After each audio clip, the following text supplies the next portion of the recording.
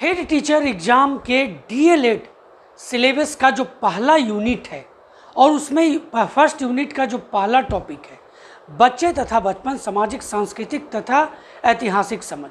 दोस्तों, इसका डिटेल मैंने आपको पिछले 2 वीडियो में पूरा कंप्लीट कर दिया है। अब आज मैं इसका एमसीक्यू आपके बीच में लेकर के आया हूँ और इसके बाद ये जो पहला टॉपिक है यूनिट 1 का, उसमें आपको किसी तरह का संशय नहीं रहेगा। किसी तरह का भी अगर एग्ज़ाम में क्वेश्चंस आपसे पूछे जाएंगे तो उसका आप तुरंत आंसर दे सकेंगे। तो चलिए आज इस वीडियो में हम ये 25 क्वेश्चंस का एमसीक्यू देखते हैं, जिसमें पूरा ये जो पहला टॉपिक है वो उसमें समाहित है। तो बच्चे तथा बचपन के एमसीक्यू के इस सेट का जो पहला क्वेश्चन है वो है, बच्चे आकर्षण के केंद्र किस अवस्था में होते हैं। देखिए, मैंने डिटेल में आपको पूरा बता दिया है, इसलिए आपको इसे टिक आउट करने में बहुत ही आसानी होगी। तो यहाँ पर 5 ऑप्शन भी मैंने रखे हैं, जैसा कि बीपीएससी अपने एग्जामिनेशन में पूछता है। तो जैसा 5वां ऑप्शन होता है, उपयुक्त में से कोई नहीं या उपयुक्त में से एक से अधिक। अब देखिए, इसका जो सही जवाब है दोस्तों पहला का, वो होगा ऑप्शन नंबर ए, शैशवा अवस्था। अब चलते हैं क्वेश्चन नंबर 2 की ओर। किस अवस्था को बालक का निर्माण काल कहा जाता है। ध्यान दीजिए, यहाँ पर भी 5 ऑप्शन है और इसका जो सही जवाब होगा वो ऑप्शन नंबर ए होगा, शैशवा अवस्था। अब क्वेश्चन नंबर 3 की ओर बढ़ते हैं। 3 है, शारीरिक विकास व मानसिक विकास मानव के किस अवस्था में तीव्र गति से होता है। जब अगर आपने पूरा पिछला दोनों वीडियो देखा होगा तो सीधे सीधे आप इसका ऑप्शन नंबर बी पर टिक आउट कर देंगे। बचपन में शारीरिक विकास और मानसिक विकास तीव्र गति से होती है। अब यहाँ पर देखिए, ऑप्शन में पहला भ्रूणावस्था है, उसके बाद फिर उत्तर किशोरावस्था, युवावस्था। तो यहाँ पर जो सही जवाब होगा वो बचपन होगा। क्वेश्चन नंबर 4 की ओर बढ़ते हैं।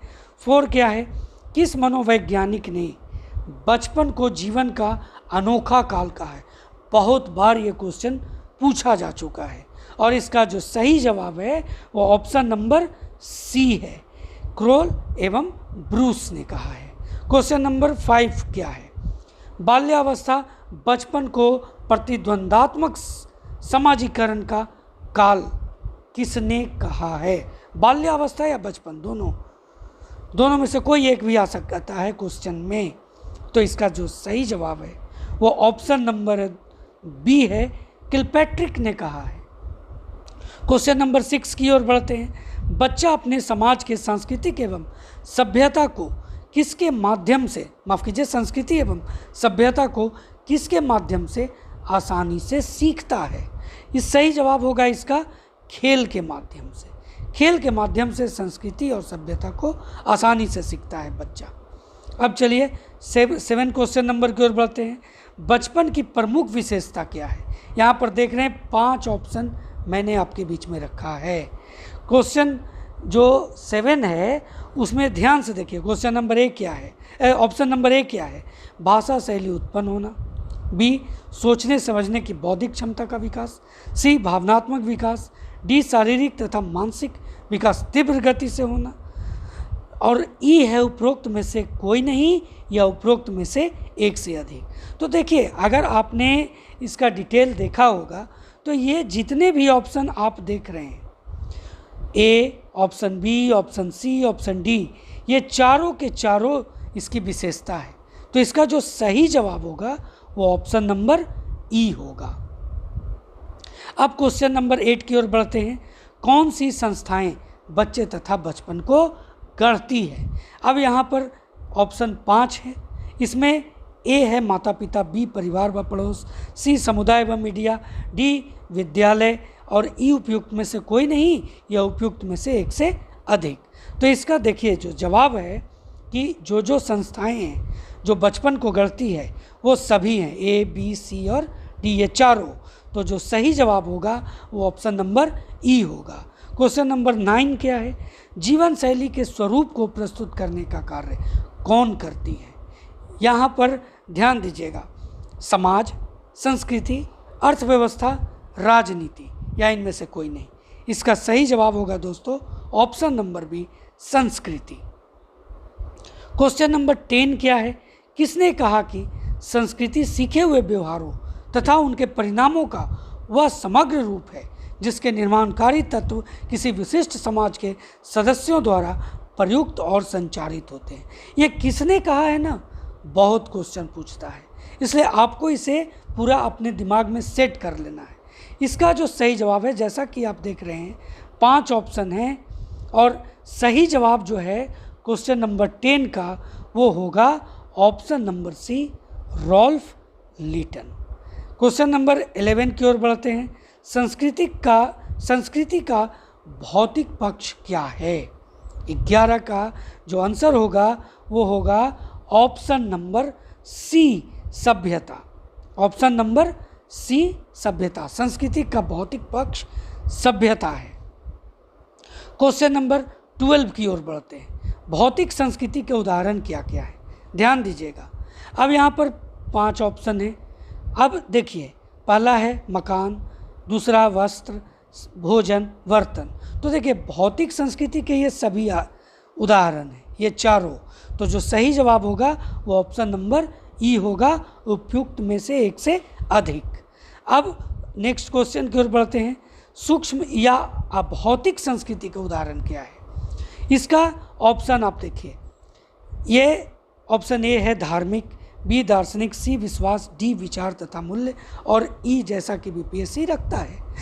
तो इसका जो सही उत्तर होगा, अब देखिए यहाँ पर ऑप्शन ए है धार्मिक, बी दार्शनिक, सी विश्वास और डी विचार तथा मूल्य, ये चारों होंगे। तो जो सही आंसर होगा ऑप्शन नंबर ई एक से अधिक। अब चलिए क्वेश्चन नंबर 14 क्या कहता है? बचपन के किस अवस्था को खेलने की उम्र के अंतर्गत रखा जाता है? क्वेश्चन नंबर 14 का सही जवाब है प्रारंभिक बचपन। प्रारंभिक बचपन में ही बच्चा जो है, बच्चा के लिए खेलने की उम्र होती है और इसीलिए प्रारंभिक बचपन को खेलने की उम्र के अंतर्गत रखा जाता है। क्वेश्चन नंबर 15 की ओर बढ़ते हैं। देखिए 15 क्या है? इनमें से कौन बचपन के विकासात्मक चरण में नहीं आता है? क्वेश्चन नंबर 15 का सही जवाब जो है दोस्तों वो है ऑप्शन नंबर डी उत्तर किशोरावस्था। क्योंकि जो बचपन जो कहलाता है वो कहाँ तक होता है? पूर्व किशोरावस्था तक। उत्तर किशोरावस्था जो है वो विकासात्मक चरण के अंतर्गत नहीं आता है, इसलिए सही जवाब ऑप्शन नंबर डी होगा। अब क्वेश्चन नंबर 16 क्या है? किस आयु वर्ग तक बालक हाथ पैर के उपयोग में नवीन कौशल अर्जित कर लेता है? तो इसका सही जवाब है ऑप्शन नंबर डी 9 वर्ष के उम्र तक। क्वेश्चन 17 किस वर्ग के बच्चों को खेलने के लिए समवयस्क संगी साथी नहीं मिलते? तो मैंने इसको डिटेल में जब इसके बच्चे तथा बचपन का डिटेल बताया था, पूरा ब्यौरा इसके बारे में आपको दिया था। तो इसका जो सही जवाब होगा 17 का वो ऑप्शन नंबर बी होगा। धनिक वर्ग के बच्चों को खेलने के लिए समवयस्क संगी साथी नहीं मिलते। अब नेक्स्ट बढ़ते हैं क्वेश्चन नंबर 18 की ओर।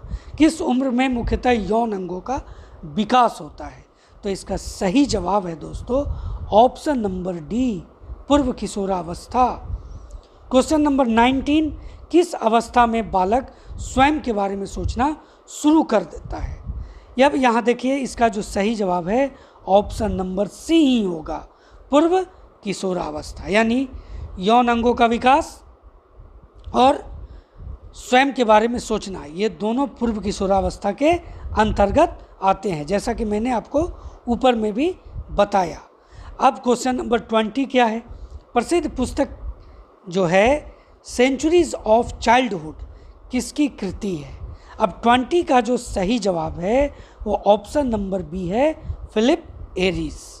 अब क्वेश्चन नंबर 21 क्या है? किसे बचपन की आधुनिक धारणा की उत्पत्ति का श्रेय दिया जाता है? 21 का जो सही जवाब है वह है option number B Jean Jacques Rousseau.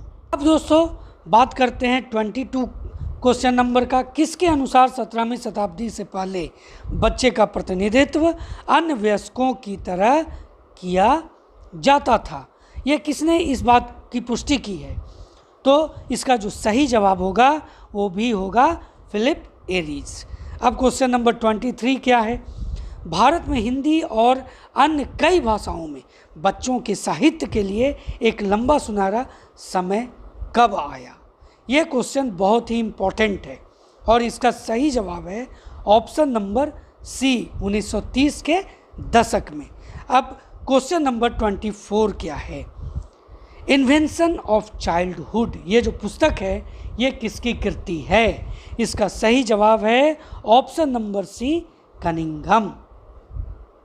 25 question है, बचपन एक प्राकृतिक घटना ना होकर समाज की रचना है, इस बात को किसने अपनी पुस्तक में उठाया? ये जितने भी क्वेश्चन मैं आपके बीच में रखा हूँ बहुत ही मोस्ट इम्पॉर्टेंट है और इसका सही जवाब जो है वो है option number C, Philippe Aries. तो दोस्तों ये था 25 क्वेश्चंस का MCQ बच्चे तथा बचपन से रिलेटेड। अब मैं यहाँ से पर आपसे एक प्रश्न पूछना महत्वपूर्ण समझता हूँ, बहुत सारे मैसेजेस भी आए उसके आधार पर। आपको सभी टॉपिक का सिर्फ MCQ चाहिए या फिर डिटेल के साथ MCQ चाहिए?